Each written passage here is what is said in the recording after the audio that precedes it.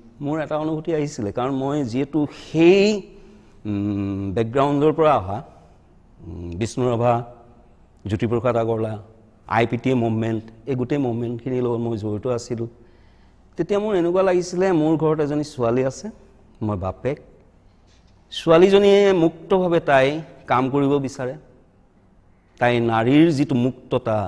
আমাৰ যিটো পিতৃতান্ত্ৰিক ব্যৱস্থাত নাৰীক সদায় ডমিনেট কৰি ৰাখে আৰু মই এনেকুৱা এজন পিতৃ হ'ব চেষ্টা কৰিছিলোঁ যে মোৰ ছোৱালীজনী তাই যি কৰিছে সঁচাকৈ কৰিছে তাত এটা বাক্য আছিলে মই বাক্যটো কৈ খুব ভাল পাইছিলোঁ সেইটো হ'ল সঠিক সময়ৰ সঠিক সিদ্ধান্ত এইটো বৰ ডাঙৰ কথা সময় সম্পৰ্কে আমাৰ সমাজত চিনেমাত নাটকত গানত সময়ৰ কথা নাহে